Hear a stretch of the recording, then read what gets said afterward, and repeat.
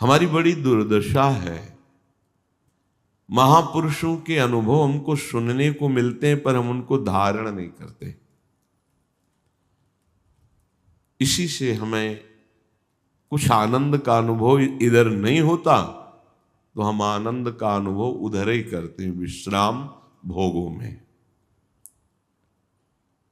सहज में आपको भगवत प्राप्ति, समस्त पापों का नाश नाम कर देगा, नाम।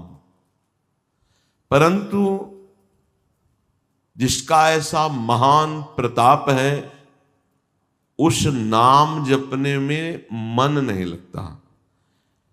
आपको यज्ञ करना अच्छा लगेगा, 10 लोगों को जोड़कर और बड़ी यज्ञ की। आप तपस्या भी दिखा सकते हैं, इतने वर्षों से ये इतने। आप दाता भी हो सकते हैं, दान भी करके। पर आप निरंतर नाम जप करें, बड़ी कठिन बात है। और यज्ञ, तप, दान आदि से भगवत प्राप्ति नहीं होती। तपस्या वाले तप लोक को जाते, बना है लोक जो ऊपर लोकों में, स्वर्गलोक, महारलोक, जनलोक, तपलोक, फिर है ब्रह्मलोक। भगवान व्यास देव जी महाराज और उनके पुत्र भगवान सुखदेव जी महाराज, सबका एक निर्णय है कि इस कलिकाल में तुम्हारे द्वारा अन्य कोई साधना से भगवत प्राप्ति हो असंभव सा है। कलेर दोष निधे राजन नस्ति हे को महान गुणम, कीर्तनादेव कृष्णस्य मुक्त संगः परम ब्रजेत।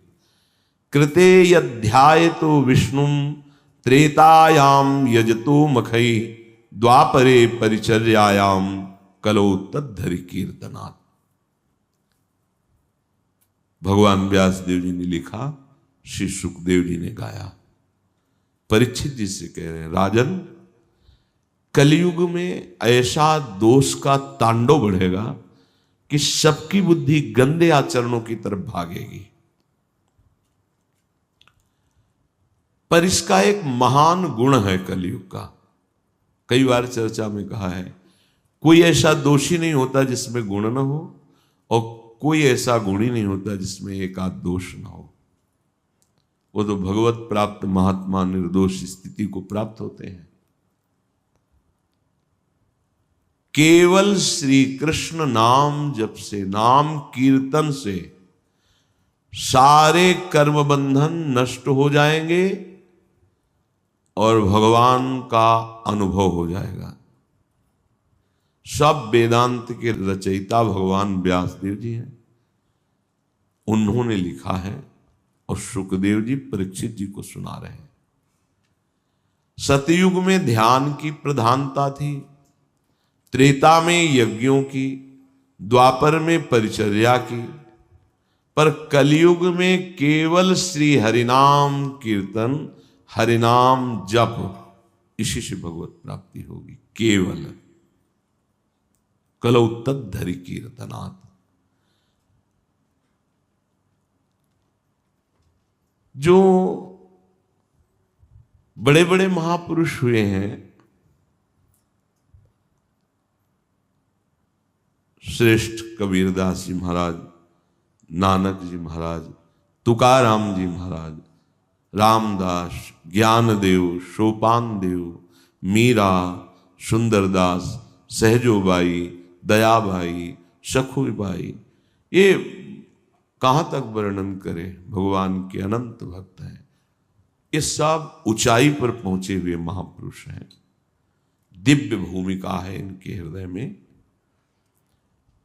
इन सब ने प्रभु के नाम का ही निरंतर रटन करके स्थितियां प्राप्त की है। दिव्य वाणी से इन्होंने जो हृदय में प्रकाशित हुई, अपनी अपनी भाषा में गायन किया। सब महापुरुषों ने, जितने भी समय वर्तमान या हो गए या आगे होंगे, उन सब की ऊंचाई का एक ही कारण है, हुआ है और होगा। वो है नाम। बहुत आनंददायक बात है। आप धाम में नहीं रह सकते, ऐसी धाम निष्ठा नहीं, तो नाम निष्ठा धारण करो। प्रभु के नाम का इतना प्रभाव है, इतना महत्व है, इतना विस्तार है कि मुझ जैसा क्या लिख सकता है। गोस्वामी जी ने कह दिया, कहूं कहां लगी नाम बढ़ाई, और राम न सकई नाम गुण गाई।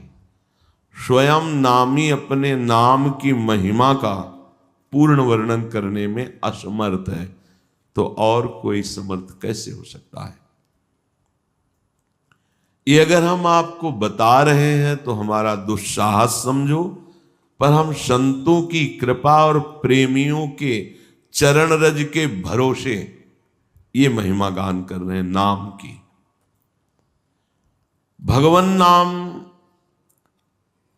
मेरे हृदय में जब चलने लगा, तब मुझे अनुभव हुआ कि मैं जीवित हूं।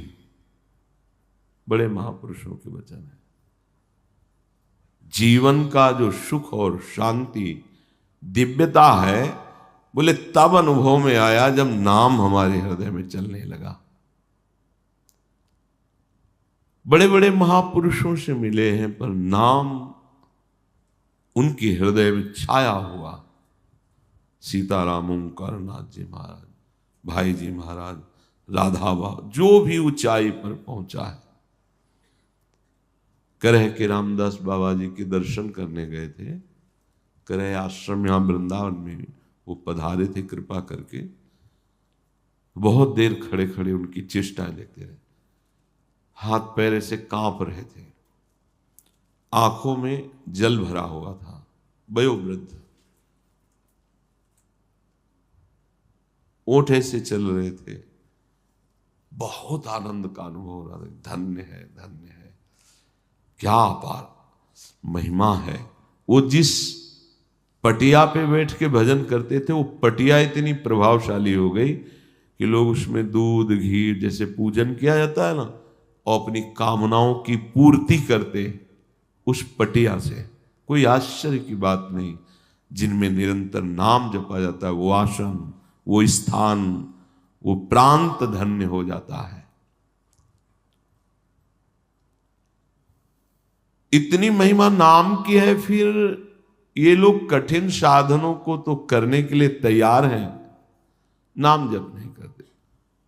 एक ब्राह्मण रोज गंगा स्नान करने जाते थे नियम से, राजा की तरफ प्रेरित होकर के वो देते थे कुछ, वो गंगा जी को प्रदान करते। पूज्य श्री रैदास जी महाराज, महान भागवत, परम पूजनीय श्री रामानंदाचार्य जी के शिष्य, वो अपना कठोता, अपनी दिनचर्या, नाम जप निरंतर। कभी कभी कहते हो पंडित जी कि आप बड़े भगत हो, कभी गंगा स्नान भी करने चलो। तो उनका, हमारे पास समय नहीं गंगा स्नान करने का, आप स्नान। फिर एक दिन कहा, तो कहा कुछ केले थे, कहा गंगा जी को दे देना जाके, हमारी प्रार्थना, हमारा प्रणाम कर देना, हमारे पास तो समय नहीं है। तो जाके जे ही कहा कि श्री रविदास जी ने, रैदास जी ने आपको केले दिए, तो गंगा जी का हाथ प्रकट हुआ और वो केले लिए। थोड़ी देर में फिर, और एक कंगन बहुत मणिजटिल, और कहा ये रविदास जी को भेंट दे देना हमारी तरफ से। पंडित जी ने मन में विचार किया कि ये बात तो किसी ने देखी नहीं, तो हम कह देंगे कि केले तो दे दिए, गंगा जी ने ले लिया, पर ये कीमती। अब वो जिस गली से जाते, वो वहीं पहुंच जाते श्री रविदास जी के सामने। घंटों हो गया, जिस गली से जाते वो वहीं खड़े हो जाते जाके। अब तो लगा कि कोई चमत्कारी पुरुष हैं। इतने दिन हम गंगा जी को राजा के द्वारा दी हुई भेंट देते, कभी उन्होंने हाथ नहीं प्रकट किया। इनके एक बार देने से उन्होंने हाथ प्रकट किया और एहसान ऐसा